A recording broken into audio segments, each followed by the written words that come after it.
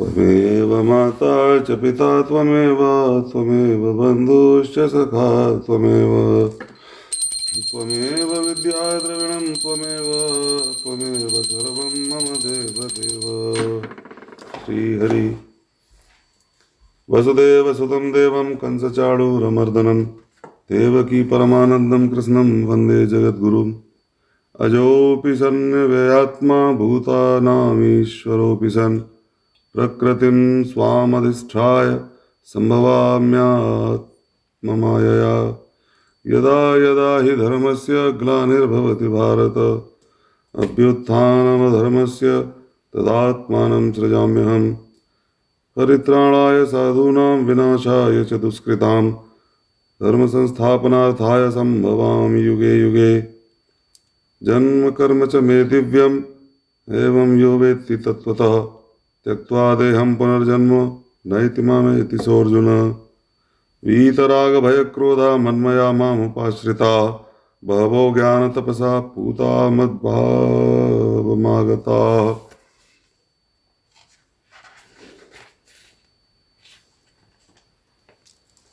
वसुदेवसुतं देवं कंसचाणूरमर्दनं देवकी परमानन्दं कृष्णं वन्दे जगद्गुरुम्। कस्तूरीतिलकं ललाटपटले वक्षस्थले कौस्तुभं नासाग्रे वरमौक्तिकं करतले वेणुः करे कङ्कणं। सर्वाङ्गे हरिचन्दनं सुललितं कण्ठे च मुक्तावली गोपस्त्रीपरिवेष्टितो विजयते गोपालचूडामणि। पुल्लेवन्दीवरकान्तिमिन्दुवदनं बर्हावतं सप्रियं श्रीवत्साङ्कमुदारकौस्तुभधरं पीताम्बरं सुन्दरं। गोपीनां नयनोत्पलार्चिततनुं गोपसङ्गाधृतं गोविन्दं कलवेणुवादनपरं दिव्याङ्गभूषं भजे। वक्रतुण्डमहाकाय सूर्यकोटिसमप्रभ निर्विघ्नं कुरु मे देव सर्वकार्येषु सर्वदा। गजाननं भूतगणादिसेवितं कपित्थजम्बूफलचारुभक्षणं उमासुतं शोकविनाशकारकं नमामि विघ्नेश्वरपादपङ्कजम्। ॐ गुरुर्ब्रह्मा गुरुर्विष्णुः गुरुर्देवो महेश्वरः गुरुः साक्षात् परब्रह्म तस्मै श्रीगुरवे नमः। शशङ्खचक्रं सकिरीटकुण्डलं सपीतवस्त्रं सरसीरुहेक्षणं सहारवक्षस्थलकौस्तुभश्रियं नमामि विष्णुं शिरसा चतुर्भुजम्। शान्ताकारं भुजगशयनं पद्मनाभं सुरेशं विश्वाधारं गगनसदृशं मेघवर्णं शुभांगं लक्ष्मीकान्तं कमलनयनं योगिभिर्ध्यानगम्यं वन्दे विष्णुभवभयहरं सर्वलोकैकनाथम्।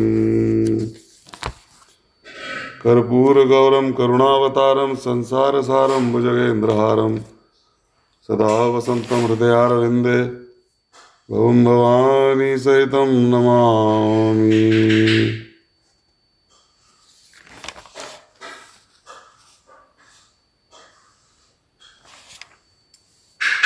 जयंती मंगला काली भद्रकाली कपालिनी दुर्गा क्षमा शिवा धात्री स्वाहा स्वधा नमोस्तुते। सर्वमंगलमंगल्ये शिवे सर्वार्थसाधिके शरण्ये त्र्यंबके गौरी नारायणी नमोस्तुते। या देवी सर्वभूतेषु शक्तिरूपेण संस्थिता नमस्तस्यै नमस्तस्यै नमस्तस्यै नमो नमः। महालक्ष्मी नमस्तुभ्यं सुरेश्वरी हरिप्रिय नमस्तुभ्यं दयानिधे। नमस्तेस्तु महामाये श्रीपीठे सुरपूजिते शंखचक्रगदाहस्ते महालक्ष्मी नमोस्तुते। नमामि गंगे तव पादपङ्कजं सुरासुरैर्वन्दे तद्दिव्यरूपं। मुक्तिं च ददासि नित्यं भावानुसारेण सदा नराणाम्। अयोध्या मथुरा माया काशी कांक्षी अवंतिका पुरी द्वारावती चैव सप्तैता मोक्षदायिकाः। नीलाम्बुजश्यामलकोमलाङ्गं सीता समारोपितवामभागं पाणौ महासायकुचारुचापं नमामि रामं रघुवंशनाथं। लोकाभिरामं रणरङ्गधीरं राजीवनेत्रं रघुवंशनाथं कारुण्यरूपं करुणाकरं तं श्रीरामचन्द्रं शरणं प्रपद्ये। श्रीरामचन्द्रचरणौ मनसा स्मरामि, श्रीरामचन्द्रचरणौ वचसा गृह्णामि, श्रीरामचन्द्रचरणौ शिरसा नमामि, श्रीरामचन्द्रचरणौ शरणं प्रपद्ये। पौष मास कृष्ण पक्ष की सफला एकादशी का महात्म्य। युधिष्ठिर ने पूछा, स्वामिन, पौष मास के कृष्ण पक्ष में जो एकादशी होती है उसका क्या नाम है, उसकी क्या विधि है तथा उसमें किस देवता की पूजा की जाती है, यह बताइए। भगवान श्री कृष्ण ने कहा, राजेंद्र, बतलाता हूँ, सुनो। बड़ी बड़ी दक्षिणा वाले यज्ञों से भी मुझे उतना संतोष नहीं होता जितना एकादशी व्रत के अनुष्ठान से होता है, इसलिए सर्वथा प्रयत्न करके एकादशी का व्रत करना चाहिए। पौष मास के कृष्ण पक्ष में सफला नाम की एकादशी होती है। उस दिन पूर्वोक्त विधान से ही विधि पूर्वक भगवान नारायण की पूजा करनी चाहिए। एकादशी कल्याण करने वाली है, अतः इसका व्रत अवश्य करना उचित है। जैसे नागों में शेषनाग, पक्षियों में गरुण, देवताओं में श्री विष्णु तथा मनुष्यों में ब्राह्मण श्रेष्ठ है, उसी प्रकार संपूर्ण व्रतों में एकादशी तिथि का व्रत श्रेष्ठ है। राजन, सफला एकादशी को नाम मंत्रों का उच्चारण करके फलों के द्वारा श्री हरि का पूजन करे। नारियल के फल, सुपारी, बिजौरा, नींबू, जमीरा नींबू, अनार, सुंदर, आंवला, लौंग, बेर तथा विशेषतः आम के फलों से देव देवेश्वर श्री हरि की पूजा करनी चाहिए। इसी प्रकार धूप दीप से भी भगवान की अर्चना करे। सफला एकादशी को विशेष रूप से दीपदान करने का विधान है। रात को वैष्णव पुरुषों के साथ जागरण करना चाहिए। जागरण करने वाले को जिस फल की प्राप्ति होती है वह हजारों वर्ष तपस्या करने से भी नहीं मिलता। नृपश्रेष्ठ, अब सफला एकादशी की शोकारिणी कथा सुनो। चंपावती नाम से विख्यात एक पुरी है जो कभी राजा माहिष्मत की राजधानी थी। राजर्षि माहिष्मत के 5 पुत्र थे। उनमें जो ज्येष्ठ था वह सदा पाप कर्म में ही लगा रहता था, पर स्त्रीगामी और वैश्यासक्त था। उसने पिता के धन को पाप कर्म में ही खर्च किया। वह सदा दुराचारण परायण तथा ब्राह्मणों का निंदक था। वैष्णव और देवताओं को भी हमेशा निंदा किया करता था। अपने पुत्र को ऐसा पापाचारी देखकर राजा माहिष्मत ने राजकुमारों में उसका नाम लुम्भक रख दिया। फिर पिता और भाइयों ने मिलकर उसे राज्य से बाहर निकाल दिया। लुम्भक उस नगर से निकलकर गहन वन में चला गया। वहीं रहकर उस पापी ने प्रायः समूचे नगर का धन लूट लिया। एक दिन जब वह चोरी करने के लिए नगर में आया तो रात में पहरा देने वाले सिपाहियों ने उसे पकड़ लिया, किंतु जब उसने अपने को राजा माहिष्मत का पुत्र बतलाया तो सिपाहियों ने उसे छोड़ दिया। फिर वह पापी वन में लौट आया और प्रतिदिन मांस तथा वृक्षों के फल खाकर जीवन निर्वाह करने लगा। उस दुष्ट का विश्राम स्थान पीपल वृक्ष के निकट था। वहां बहुत वर्षों का पुराना पीपल का वृक्ष था। उस वन में वह वृक्ष एक महान देवता माना जाता था। पाप बुद्धि लुम्बक वहीं निवास करता था। बहुत दिनों के पश्चात एक दिन किसी संचित पुण्य के प्रभाव से उसके द्वारा एकादशी के व्रत का पालन हो गया। पौष मास में कृष्ण पक्ष की दशमी के दिन पापिष्ट लुम्बक ने वृक्षों के फल खाए और वस्त्रहीन होने के कारण रात भर जाड़े का कष्ट भोगा। उस समय न तो उसे नींद आई और न ही आराम मिला। वह निष्प्राण सा हो रहा था। सूर्योदय होने पर भी उस पापी को होश नहीं हुआ। सफला एकादशी के दिन भी लुम्बक बेहोश पड़ा रहा। दोपहर होने पर उसे चेतना प्राप्त हुई। फिर इधर उधर दृष्टि डालकर वह आसन से उठा और लंगड़े की भांति पैरों से बार बार लड़खड़ाता हुआ वन के भीतर चला गया। वह भूख से दुर्बल और पीड़ित हो रहा था। राजन, उस समय लुम्बक बहुत से फल लेकर ज्यों ही विश्राम स्थान पर लौटा त्यों ही सूर्यदेव अस्त हो गए। तब उसने वृक्ष की जड़ में बहुत से फल निवेदन करते हुए कहा, इन फलों से लक्ष्मीपति भगवान विष्णु संतुष्ट हों।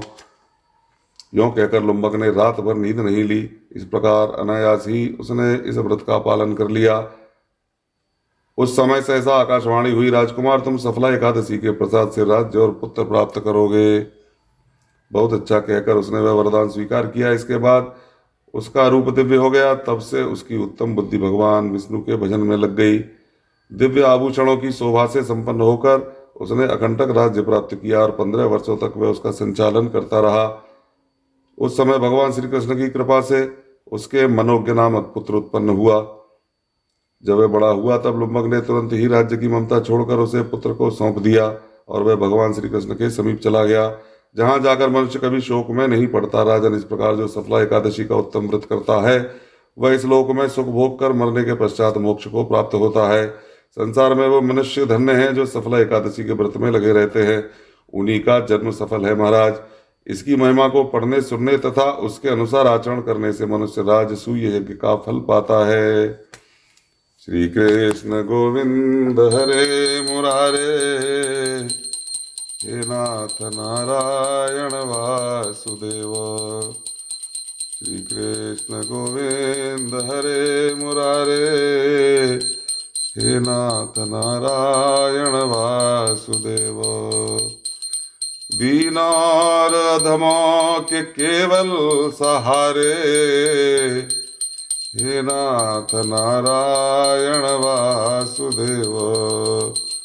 श्री कृष्ण गोविंद हरे मुरारे, हे नाथ नारायण वासुदेव, हे नाथ नारायण वासुदेव, हे नाथ नारायण वासुदेव। मो सम दीन न दीन हित तुम समान रघुवीर, अस विचार रघुवंश मणि हरहु विषम भवभीर। आपदामपहर्तारं दातारं सर्वसंपदां, लोकाभिरामं श्रीरामं भूयो भूयो नमाम्यहम्। राम रामेति रामेति रमे रामे मनोरमे, सहस्रनाम ततुल्यं राम नाम वरानने। कृष्णाय वासुदेवाय हरे परमात्मने, प्रणतः क्लेशनाशाय गोविन्दाय नमो नमः। सच्चिदानंद रूपाय विश्वोत्पत्त्यादिहेतवे, तापत्रय विनाशाय श्रीकृष्णाय वयं नमः। श्री राम जय जय राम, श्री राम जय जय राम, श्री राम जय जय राम, श्री राम जय जय राम, श्री राम जय जय राम, श्री राम जय जय राम, श्री राम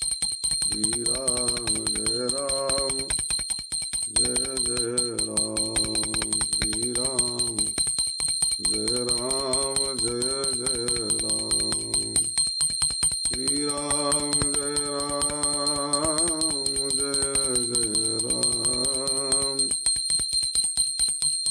राम जय जय राम, श्री राम जय जय राम,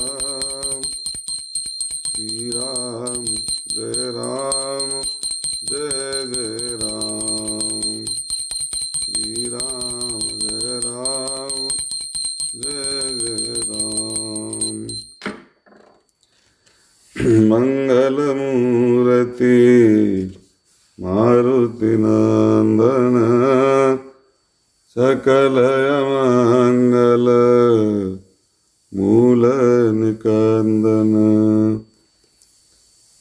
पवन तनय संतन हितकारी, हृदय विराजत अवध बिहारी, हृदय विराजत अवध बिहारी। बंदहु राम लखन भय देही, जे तुलसी के परम स्नेही, जे तुलसी के परम स्नेही। करि प्रणाम राम ही त्रिपुरारी, हरषि सुधा सम गिरा उचारी, हरषि सुधा सम गिरा उचारी। मातु पिता गुरु गणपति शारद, शिवा समेत शंभु सुख नारद शिवा समेत शंभु सुख नारद चरण बंद विनवं सब काहू देहु राम पद नेह निबाहु देहु राम पद नेह निबाहु मंगल भवन अमंगल हारी द्रवहु सुदशरथ अजिर बिहारी द्रवहु सुदशरथ अजिर बिहारी मिलहि न रघुपति बिनु अनुरागा किए कोटि जप जोग विरागा किए कोटि जप जोग विरागा जाके सुमिरन तेरे पुनासा नाम शत्रुघ्न वेद प्रकाशा नाम शत्रुघ्न वेद प्रकाशा श्री राम जय राम जय जय राम श्री राम जय राम जय जय राम श्री राम जय राम जय जय राम श्री राम जय राम जय राम श्री राम जय राम जय जय राम श्री राम जय राम जय जय राम श्री राम जय राम जय जय राम श्री राम जय राम जय जय राम प्रणवं पवन कुमार खलवन पावक ज्ञान घन जासु हृदय आगार बसहि राम सर चापधर अतुलित बलधामं हेम शैलाभ देहं धनुजवन कृशानं ज्ञानिनामाग्रगण्यं सकल गुण निधानं वानराणामधीशं रघुपति प्रिय भक्तं वात जातं नमामि।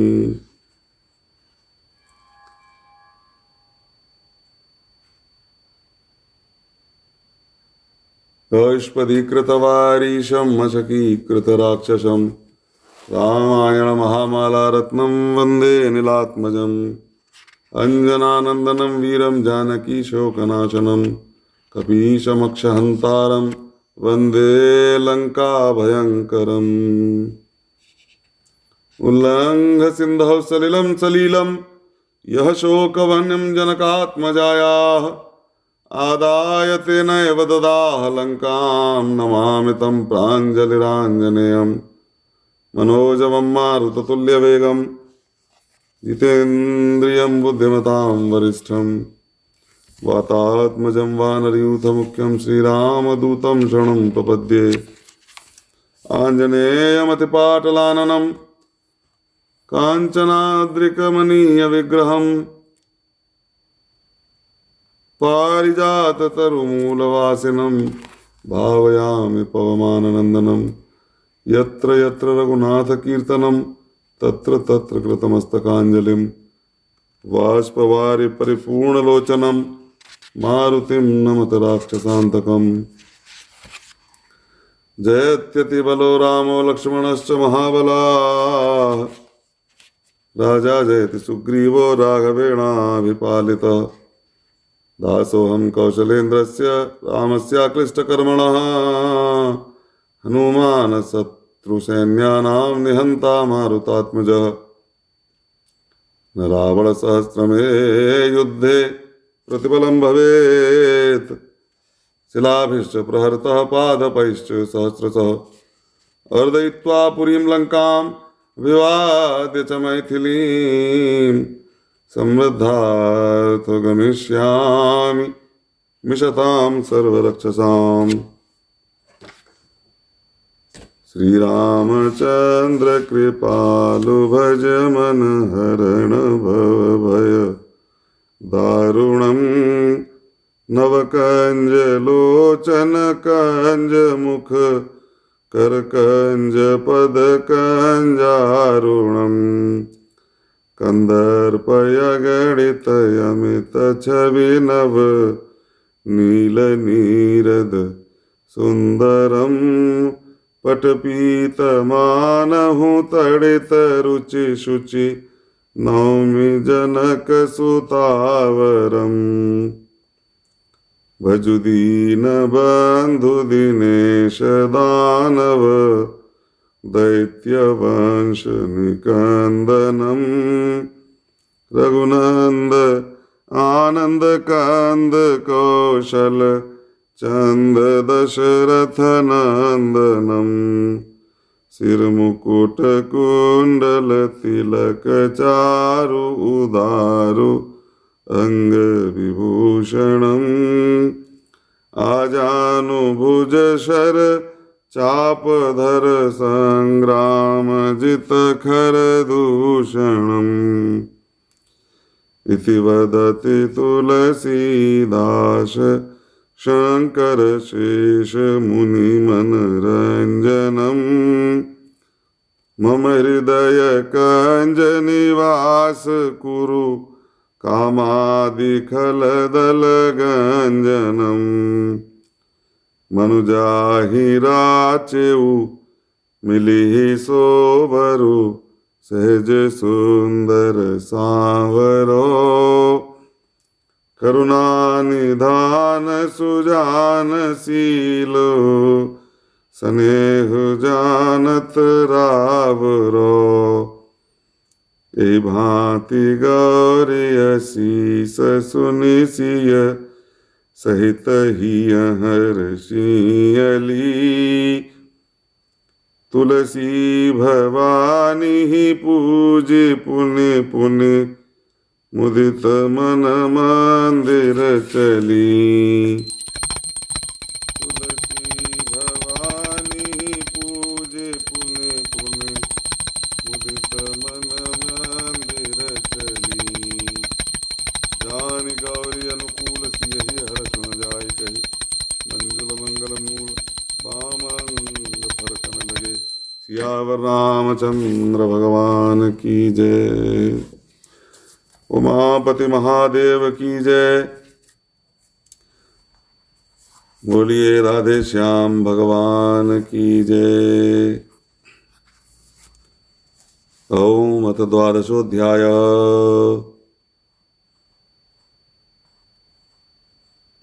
अर्जुन उवाच एवं सतत युक्ता ये भक्तास्त्वां पर्युपासते ये चाप्यक्षरं व्यक्तं तेषां के योगवित्तमाः। ये गीता जी का 12वां अध्याय है और भक्ति की गंगा भगवान ने इस अध्याय में बहा दी है, तो प्रेम से श्रवण करेंगे। प्रथम श्लोक। एवं सतत युक्ता ये भक्तास्त्वां पर्युपासते। अर्जुन कह रहे हैं कि जो अनन्य प्रेमी भक्तजन निरंतर आपके भजन ध्यान में लगे रहते हैं हर प्रकार से, ये चाप्यक्षरम व्यक्तम तेषां के योगवित्तमा। उन दोनों प्रकार के उपासकों में उत्तम प्रकृति का योगवेत्ता कौन है? एक तो जो ध्यान में लगे रहते हैं, सगुण रूप में आपको ध्याते हैं, और दूसरा निर्गुण रूप में निराकार ब्रह्म को साकार और निराकार ब्रह्म दोनों को प्रश्न किया अर्जुन ने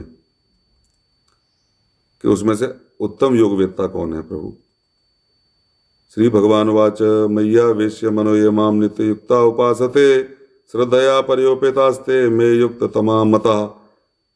भगवान बोले कि मुझ में जो एकाग्र मन करके निरंतर मेरे ध्यान में लगे हुए जो मेरे भक्तजन हैं वो अतिशय श्रेष्ठ श्रद्धा से युक्त होकर मुझको भजते हैं, वो मुझको योगियों में अति उत्तम योगी मान्य है। जो सगुण रूप में मुझको भजते हैं वो मुझे अधिक प्रिय हैं। ये त्वक्षरम निर्देश्यम व्यक्तम पर्युपासते सर्वत्र गम चिंत्यम च कूटस्थम अचलम ध्रुवम। परंतु जो पुरुष इंद्रियों के समुदाय को भली प्रकार वश में करके मन बुद्धि से परे सर्वव्यापी अकथनीय स्वरूप और सदा एक रस रहने वाले नित्य अचल निराकार अविनाशी सच्चिदानंद घन ब्रह्म को निरंतर एक ही भाव से ध्यान करते हुए भजते हैं, संनियम इंद्रिय ग्रामम सर्वत्र संबुद्धया ते प्राप्नुवन्ति मामेव सर्वभूत हिते रता। वे संपूर्ण भूतों के हित में रत और सब में समान भाव वाले योगी मुझको ही प्राप्त होते हैं। क्लेशोधिक तरस्तेषाम व्यक्ता सक्त चेतसाम अव्यक्ता ही गतिर दुखम देहवत विर्वाप्यते। उन सच्चिदानंद घन निराकार ब्रह्म में आसक्त चित्त वाले पुरुषों के साधन में परिश्रम विशेष है, क्योंकि देहाभिमानियों के द्वारा अव्यक्त विषय गति दुख पूर्वक प्राप्त की जाती है। व्यक्त साकार ब्रह्म को पा लेना आसान है, वो सामने एक आकार दिखता है तो उससे कल्पना की जाती है, श्रद्धा भक्ति सब उससे जुड़ जाती है। लेकिन निराकार थोड़ा सा कठिन मार्ग है, ये भगवान कह रहे हैं। ये तो सर्वाणि कर्माणि मयि सन्न्यस्य मत्पराः अनन्येनैव योगेन माम ध्यायन्त उपासते। परंतु जो मेरे पारायण रहने वाले भक्तजन संपूर्ण कर्मों को मुझ में अर्पण करके मुझ सगुण रूप परमेश्वर को ही अनन्य भक्ति योग से निरंतर चिंतन करते हुए बसते हैं, अनन्य भाव से। अनन्येनैव योगेन माम ध्यायन्त उपासते। अनन्य का मतलब जिनके जीवन में अन्य कोई नहीं है, केवल एक मुझी को जो भजते हैं। तेषाम हम समुद्धरता मृत्यु संसार सागरात भवामि न चिरात पार्थ मय्यावेशित चेतसाम। हे अर्जुन, उन मुझ में चित्त लगाने वाले प्रेमी भक्तों का मैं शीघ्र ही मृत्यु रूप संसार समुद्र से उद्धार करने वाला होता हूँ, उद्धार कर देता हूँ। मय्येव मन आधस्त्व मयि बुद्धिम निवेशय निवशिष्यसि मय्येव तुर्ध्वं न संशयः। मुझ में मन को लगा और मुझी में बुद्धि को लगा, इसके उपरांत तू मुझ में ही निवास करेगा, इसमें कुछ भी संयम संशय नहीं है। मन और बुद्धि को भगवान में अर्पित कर दो तो फिर भगवान में ही आप रम जाओगे, इसमें कोई शक संशय नहीं है। अथ चित्तम समाधातुम न शक्नोषि मयि स्थिरम अभ्यास योगेन ततो मामिच्छाप्तुम धनंजय। यदि तू मुझको मन में अचल स्थापन करने के लिए समर्थ नहीं है तो हे अर्जुन, अभ्यास रूप योग के द्वारा मुझको प्राप्त होने के लिए इच्छा कर। अभ्यासेप्य समर्थोऽसि मत्कर्म परमो भव मदर्थमपि कर्माणि कुर्वन् सिद्धिमवाप्स्यसि। यदि तू उपर्युक्त अभ्यास में भी असमर्थ है तो केवल मेरे लिए कर्म करने के लिए ही परायण हो। इस प्रकार मेरे निमित्त कर्मों को करता हुआ भी मेरी प्राप्ति रूप सिद्धि को ही प्राप्त होगा। अभ्यास और वैराग्य भगवान ने दो उपाय बताए विरक्ति के, भक्ति के, कि मन संसार में भागता है। चंचलम ही मनम कृष्ण जब प्रश्न करते हैं अर्जुन, तो भगवान उसका उत्तर देते हैं कि अभ्यास और वैराग्य दो चीज़ें हैं। बार बार अभ्यास करो, मेरे में मन लगाओ, और संसार में जहाँ मन लग रहा है वहाँ से विरक्ति पैदा करो। अगर आप किसी चीज़ के सद्गुणों को देखेंगे, किसी के गुणों को देखेंगे तो उससे आसक्ति हो जाएगी, और अगर उसके दुर्गुणों को देखेंगे तो उससे विरक्ति हो जाएगी। तो संसार में दुर्गुणों का भाव करना चाहिए, दुर्गुणों को ही देखना चाहिए कि संसार मृत्यु रूप है, इसमें दुर्गुण भरे पड़े हैं, तो उससे आसक्ति नहीं होगी। और भगवान सतचित आनंद है, भगवान में ही रमना चाहिए, तो भगवान में मन लग जाएगा। तो अभ्यास और वैराग्य से तो मुझको प्राप्त कर लेगा। ये उसका संदर्भ थोड़ा सा मैंने यहाँ बता दिया। अगर तू अभ्यास करने में भी भगवान कह रहे हैं असमर्थ है, तो फिर मेरे लिए कर्म करने के ही परायण हो जा, यानी मेरे ही निमित्त कर, जो कुछ करे मेरे अर्पित कर दे। अभ्यासेप्य समर्थोऽसि मत्कर्म परमो भव मदर्थमपि कर्माणि कुर्वन् सिद्धिमवाप्स्यसि। इस प्रकार मेरे निमित्त अगर तू कर्मों को करेगा तो मेरी प्राप्ति रूप सिद्धि को ही प्राप्त करेगा, अर्थात मुझे प्राप्त कर लेगा। अगर आपसे कुछ नहीं होता है तो आप जो कर रहे हैं वो भगवान के अर्पित करके करिए। भगवान गीता जी में कह रहे हैं 12वें अध्याय का 10वां श्लोक, अथैतदप्यशक्तोऽसि कर्तुं मद्योगमाश्रितः सर्वकर्म फलत्यागम ततः कुरु यतात्मवान। यदि मेरी प्राप्ति रूप योग के आश्रित होकर उपर्युक्त साधन को करने में भी तू असमर्थ है तो मन बुद्धि आदि पर विजय प्राप्त करने वाला होकर सब कर्मों के फल का त्याग कर। अगर ये नहीं होता तो मन बुद्धि को नियंत्रण में कर, इंद्रियों को वश में कर और सब कर्मों के फल का त्याग कर दे। यहाँ भगवान कर्मों के त्याग करने की बात नहीं कर रहे हैं, ये ध्यान देने योग्य बात है कि भगवान ये नहीं कह रहे हैं कि तू कर्मों को त्याग दे। भगवान कह रहे हैं कि तू सब कर्मों के फल का त्याग कर दे। कर्म तो करता रहे, यथेष्ट कर्म करता रहे, लेकिन उसके फल की आशा मत कर, उसको त्याग दे तो तेरा कल्याण होगा। श्रेयो हि ज्ञान अभ्यासात् ज्ञानात् ध्यानं विशिष्यते ध्यानात् कर्म फल त्यागात् क्षान्तिरनन्तरम्। मर्म को न जानकर किए हुए अभ्यास से ज्ञान श्रेष्ठ है, ज्ञान से मुझ परमेश्वर के स्वरूप का ध्यान श्रेष्ठ है और ध्यान से भी सब कर्मों के फल का त्याग श्रेष्ठ है, क्योंकि त्याग से तत्काल ही परम शांति होती है और इसको विरक्ति भी कहते हैं। भगवान ने सबसे श्रेष्ठ गति बता दी कि कर्मों में आसक्ति ना हो। आसक्ति तभी होगी जब फल की इच्छा होगी। जब फल की आपको अभिलाषा नहीं है तो आसक्ति भी नहीं रहेगी, तो फल का त्याग कर दे।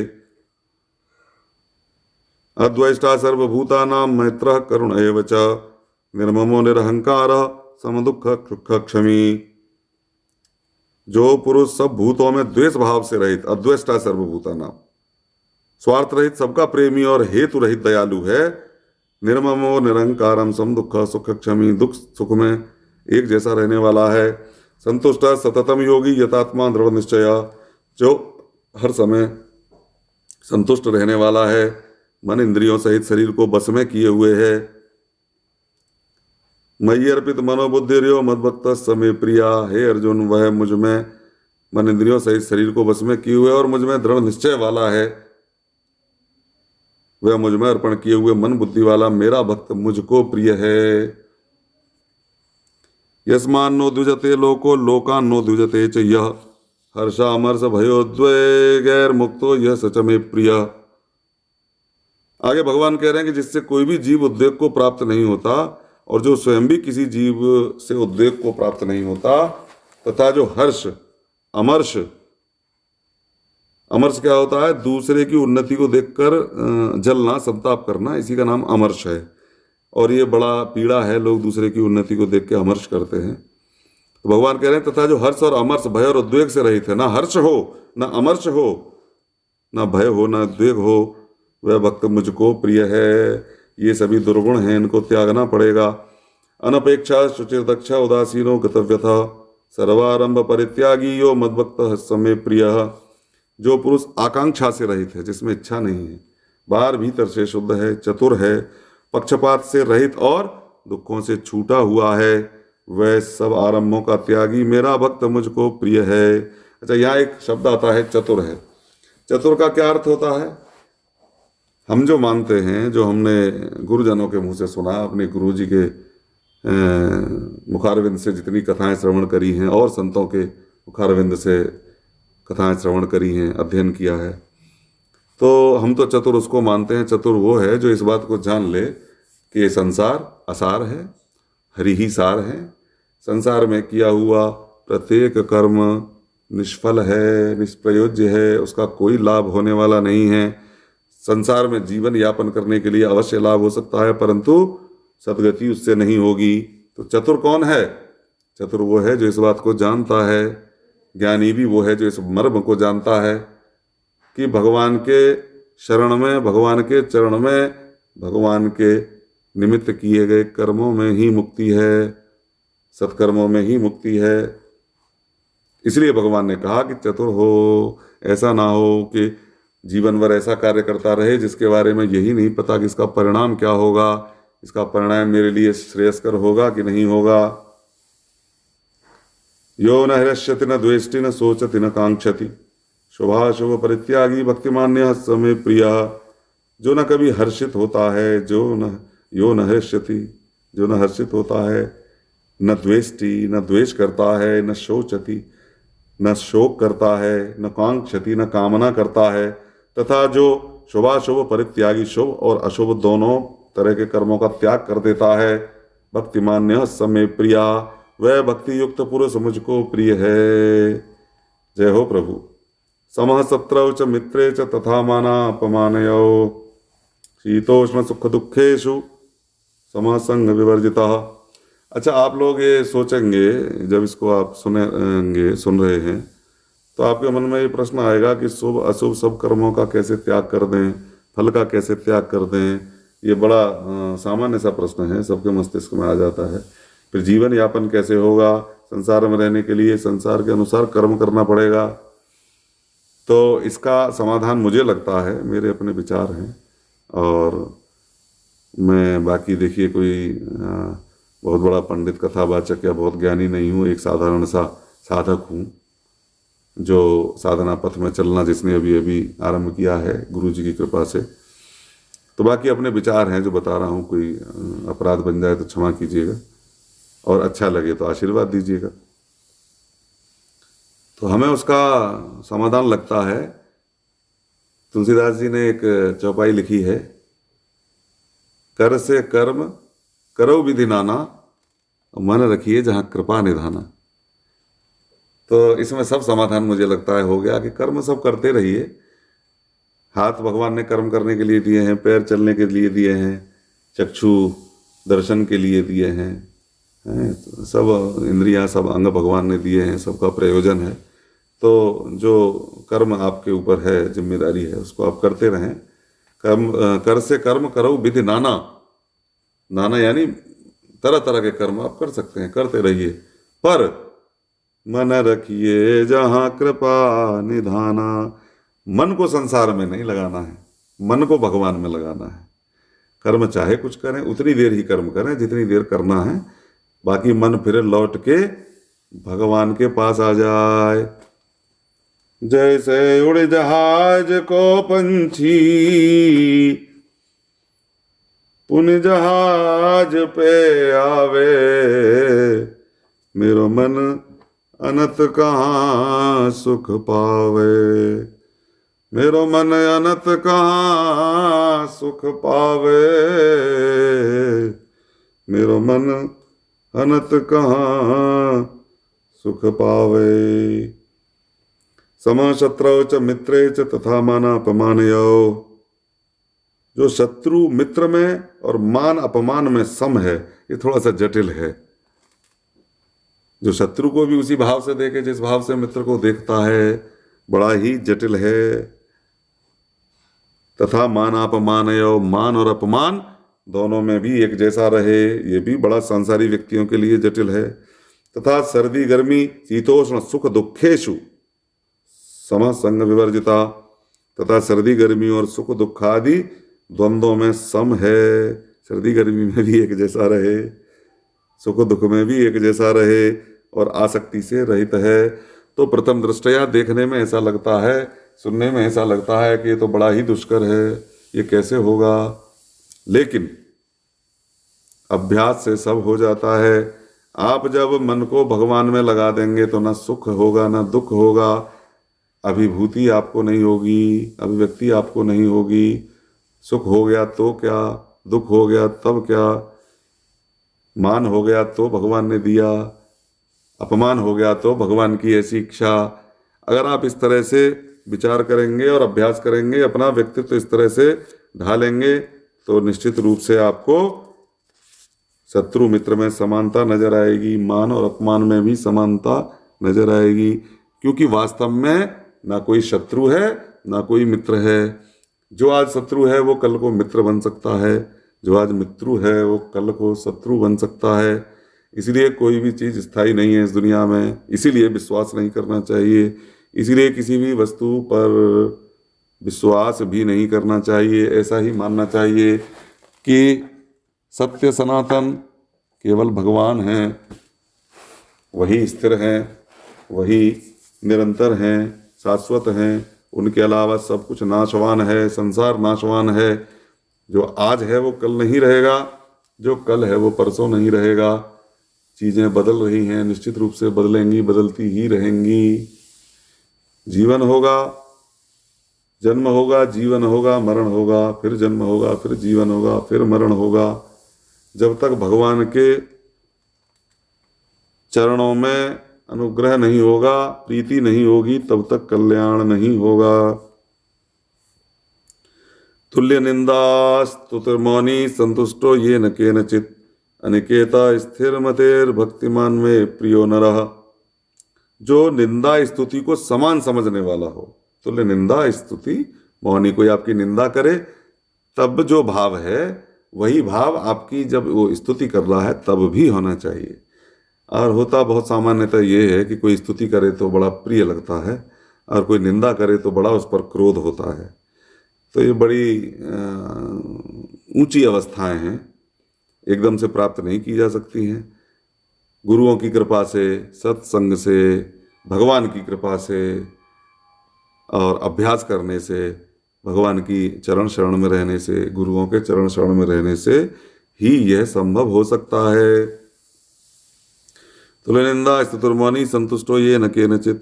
जो निंदा स्तुति को समान समझकर मननशील और जिस किसी प्रकार से भी शरीर का निर्वाह होने में सदा ही संतुष्ट है। अनिकेता स्थिरमतेर भक्तिमान में प्रियो नरः।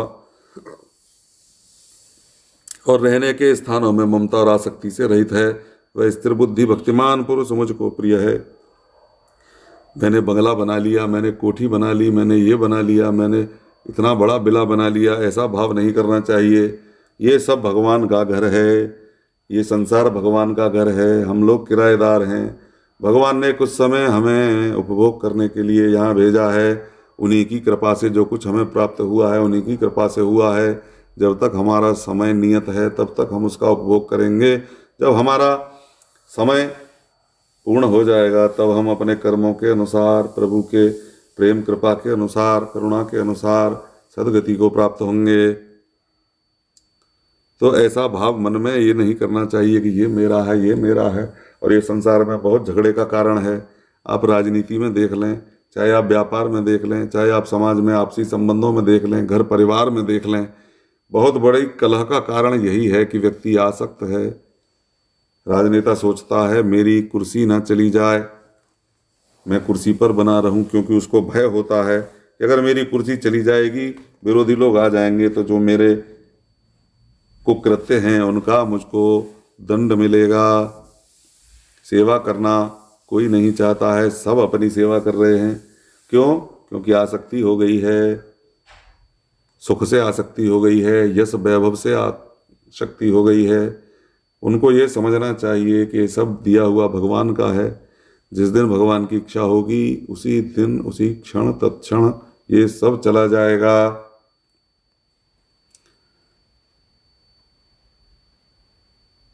तो कभी भी ये नहीं मानना चाहिए कि ये मेरा है, ये तेरा है।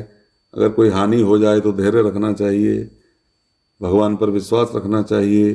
कई चीज़ों के समाधान भगवान अपने आप कर देते हैं। व्यक्ति विवाद में पड़कर अनायास ही अपना समय बर्बाद करता है, रास्ता छोड़ देता है, भटक जाता है, व्यथित हो जाता है। इसीलिए कोई काम ऐसा ना करें जिससे मन की शांति भंग हो।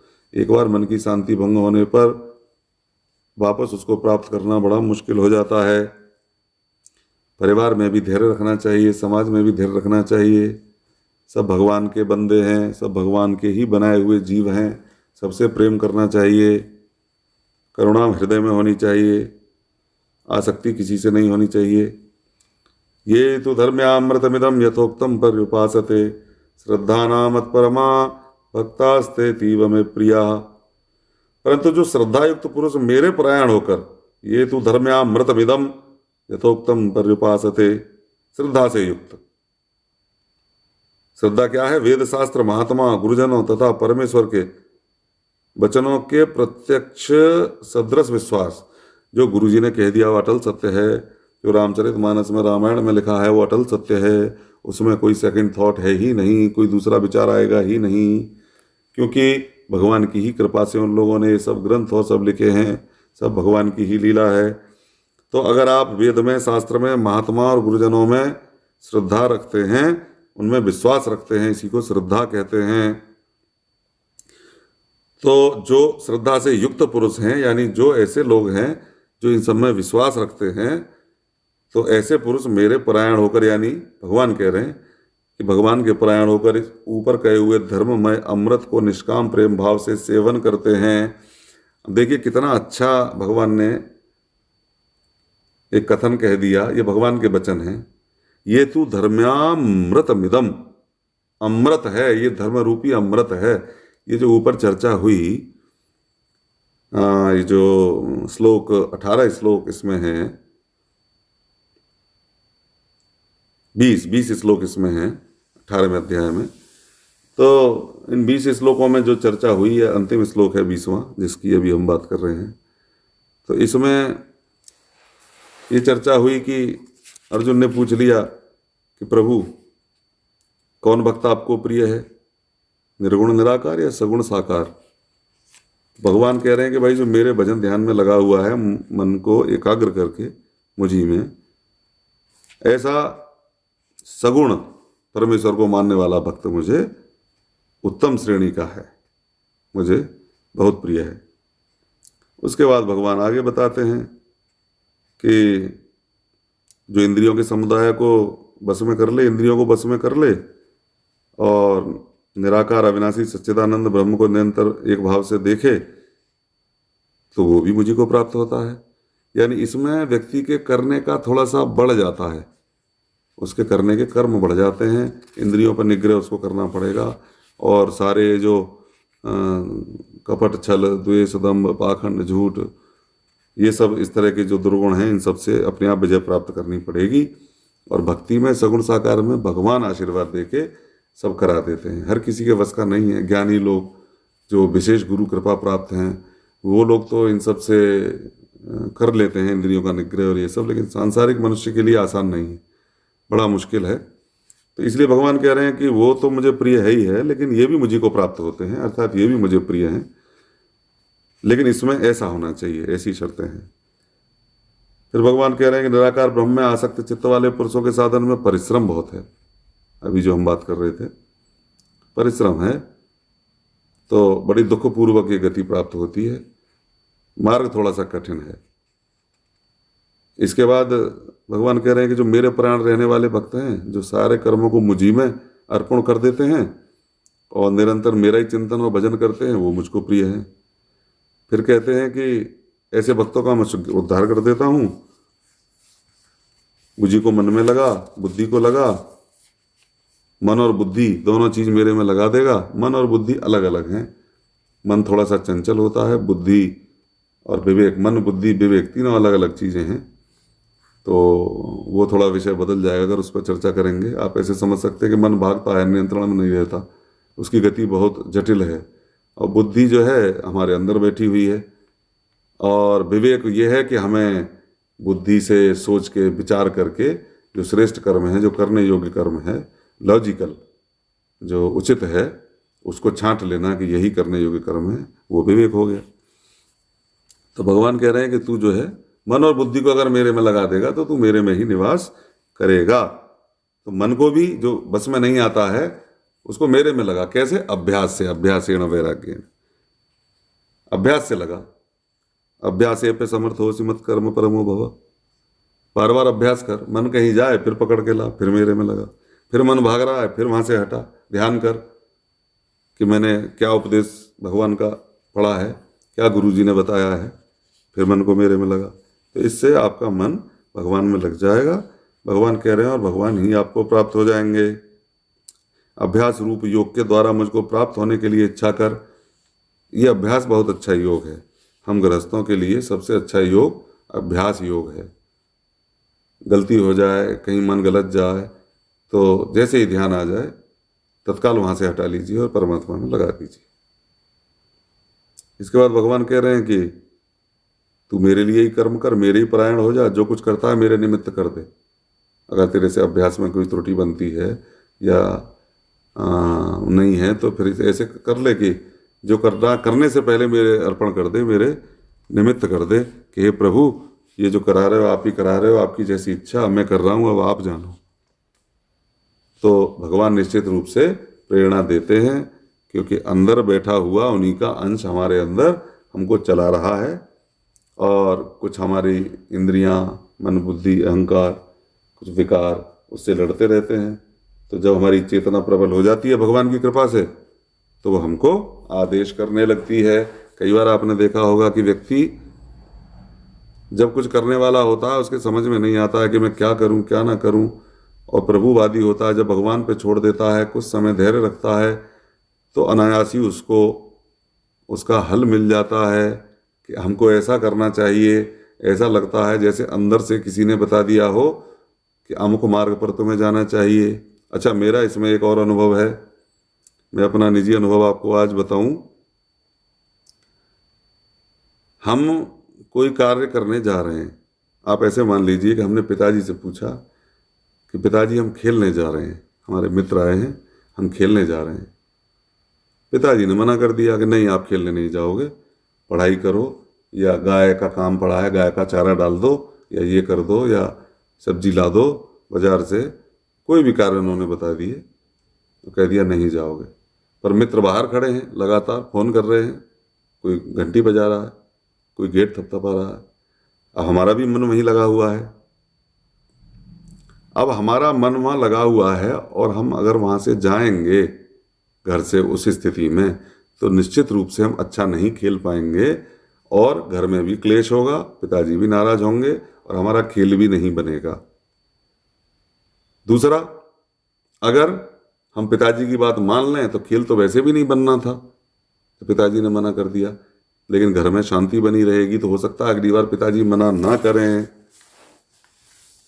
अभी बात स्पष्ट नहीं हुई। अब इसको ऐसे समझते हैं कि जैसे हम ये मानते हैं कि हम कोई कार्य करने चले, तो जैसे ही हम कार्य करने चले, प्रकृति संकेत करती है, परमपिता सच्चिदानंद घन रूप भगवान जो हमारे अंदर बैठे हैं, वो कहीं ना कहीं से प्रेरणा देते हैं।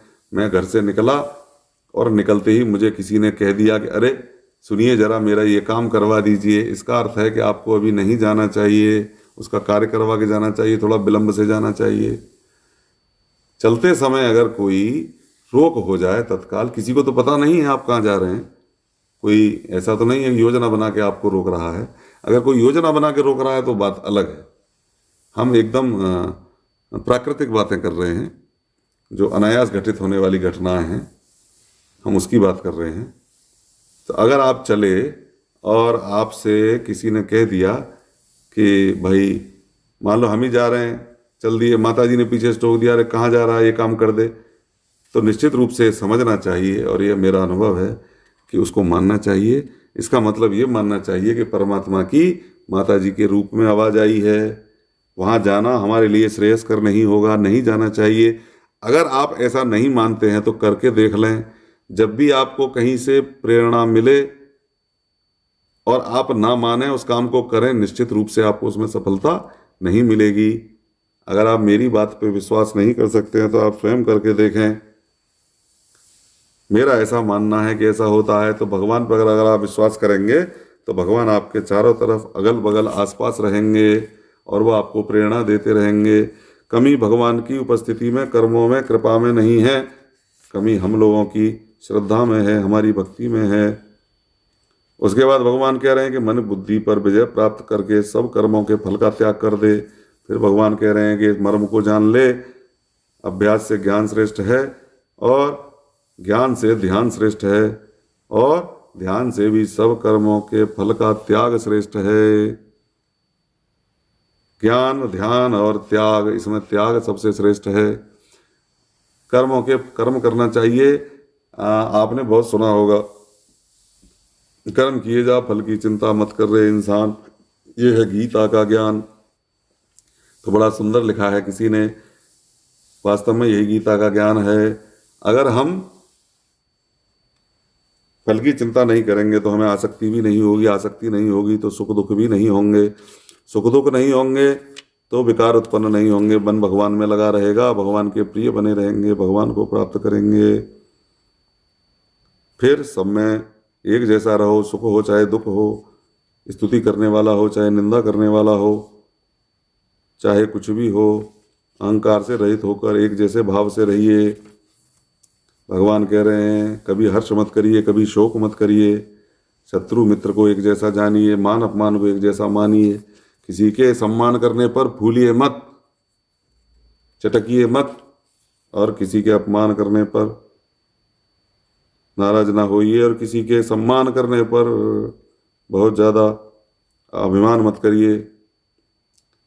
निंदा और स्तुति को एक समान समझिए। मननशील रहिए, सदा संतुष्ट रहिए, कर्म करते रहिए, पर मन को मेरे में लगा दीजिए। जो श्रद्धायुक्त पुरुष, अंतिम श्लोक, जो श्रद्धायुक्त पुरुष मेरे परायण होकर इस ऊपर कहे हुए धर्ममय अमृत को निष्काम प्रेम भाव से सेवन करते हैं, ये अमृत है। ये जो ऊपर चर्चा हुई, जिसकी दोबारा भी हमने चर्चा करी, एक नज़र में देखा, ये साधारण नहीं है, ये अमृत है, भगवान के द्वारा दिया हुआ अमृत है। अमृत किसी पदार्थ का नाम नहीं है, कोई पेय नहीं है, यही अमृत है। इसका पान करिए श्रद्धायुक्त होकर। श्रद्धायुक्त का मतलब कि उसमें कोई दुष्विचार ना आवे, मन में बुरा विचार आएगा या मन कहीं इधर उधर चलेगा तो भगवान की कृपा नहीं हो रही है, भक्ति नहीं हो रही है, या आपकी श्रद्धा में कमी है। सबसे पहले तो व्यक्ति को अपनी श्रद्धा को ही पुष्ट करना चाहिए। श्रद्धा अगर पुष्ट है तो सब कार्य पुष्ट हो जाते हैं, और वो भी भगवान की ही कृपा से होता है। असली बात तो ये है कि होता जब ही है जब भगवान की इच्छा होती है। ये सब काम भी प्रभु ही कराते हैं, प्रभु की ही कृपा से होता है। जब तक उनकी कृपा आशीर्वाद नहीं होगा तब तक हम और आप कुछ नहीं कर सकते। इसलिए भगवान के शरण में जाइए। भगवान कहते हैं मामेकम शरणम व्रज, 18वें अध्याय में, मेरी शरण में आ जा। लास्ट में जब हार गए, बताते बताते अर्जुन थक गए, फिर भी समझ में नहीं आया। कर्म योग बताया, भक्ति योग बताया, ज्ञान योग बताया, संन्यास योग बताया, प्रकृतिवाद की बात की, सब अष्टांग योगों की बात भगवान ने कर दी और सारे सब चीज़ बता दी। उसके बाद भी अर्जुन का भ्रम दूर नहीं हुआ, फिर भी अर्जुन संतुष्ट नहीं हुआ। जब नहीं हुआ तो भगवान ने फिर सारा सार बता दिया, क्या कि तू मेरी शरण में आ जा। सबसे बढ़िया जो उपाय है वो शरणागति है। भगवान की शरण में चले जाएं, यही शरणागति है कि भगवान के अर्पित करके कर दो। शरणागति थोड़ी सी जटिल होती है, संत भगवान लोग उसमें सब जाते हैं। शरणागति तो है कि अब आप ही के शरण में हैं, आप ही जाने, पल पल का हिसाब आप ही रखेंगे और आप ही करेंगे जो करेंगे। इतना विश्वास कि भोजन मिलेगा तो भगवान देंगे तो मिल जाएगा, नहीं मिलेगा तो ना सही। तो इतना अटूट विश्वास, सुख दुख से परे जाके, वो शरणागति है। लेकिन उसका अभ्यास किया जा सकता है। प्रारंभ में आप भगवान के अर्पित कर दें सब कुछ, जो भी कर्म कर रहे हैं भगवान के अर्पित करें और भगवान की ओर शरणागति करें, वो निश्चित रूप से आपका कल्याण होगा। ओम तत्सदिति श्रीमद् भगवद गीता सुपनिषत्सु ब्रह्म विद्यायाम योग शास्त्रे श्री कृष्णार्जुन संवादे भक्ति योगो नाम 12वाध्यायः।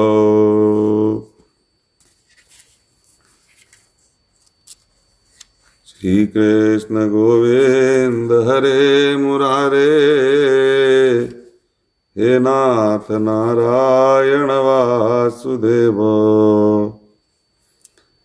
श्री कृष्ण गोविंद हरे मुरारे, हे नाथ नारायण वासुदेव। अब श्री गीता जी का महात्म्य। ओम श्री परमात्मने नमः। अथ श्रीमद्भगवद्गीता महात्म्यम। गीता शास्त्रमिदं पुण्यम यः पठेत् प्रयतः पुमान् विष्णोः पदमवाप्नोति भयशोकादिवर्जितः। गीताध्ययनशीलस्य प्राणायामपरस्य च नैव सन्ति पापानि पूर्वजन्मकृतानि च।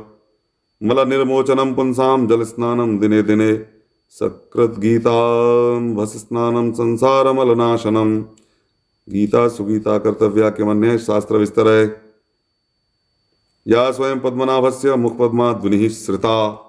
स्वयं भगवान पद्मनाभ के मुख से निकली है। तो जिसने गीता को गा लिया उसको क्या करने के लिए श्रेष्ठ रह गया। गीता को पढ़ लो, गा लो और गीता के बताए मार्ग पर चलो, निश्चित रूप से आपका कल्याण होगा। भारतामृत सर्वस्वं विष्णोर्वक्त्राद्विनिः श्रुतं गीता गंगोदकं पीत्वा पुनर्जन्म न विद्यते। जो गीता का गंगोदक पीते हैं उनका दोबारा जन्म नहीं होता। पार्थो वत्स सुधीर भोक्ता दुग्धम गीता अमृतम महत्। सर्वोपनिषदो गावो दोग्धा गोपाल नंदन पार्थो वत्स सुधीर भोक्ता दुग्धम गीता अमृतम महत्। एकम शास्त्रम देवकी पुत्र गीतमेको देवो देवकी पुत्र एव। एको मंत्रस्तस्य नामानि यानि कर्माप्येकं तस्य देवस्य सेवा। श्री कृष्ण गोविंद हरे मुरारे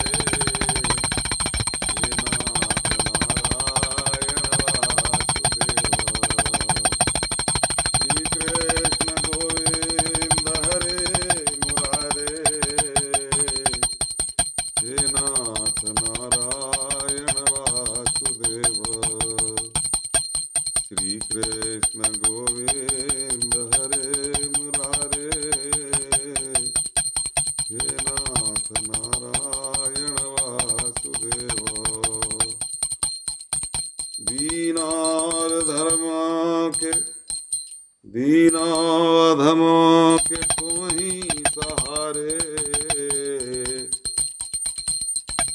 हे नाथ नारायण वासुदेवा।